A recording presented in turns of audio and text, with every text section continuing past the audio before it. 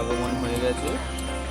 জায়গায় জায়গায় সরস্বতী পুজো হচ্ছে, পাড়ার মধ্যে, বাড়ির মধ্যে, আমাদের বাড়িতেও হবে সরস্বতী পুজো। হ্যাঁ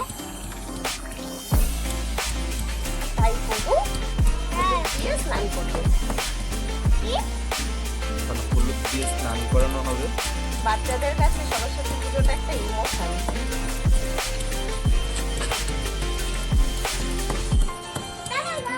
মাখা, স্নান করা, স্কুলে যাওয়া, শাড়ি পরা, সব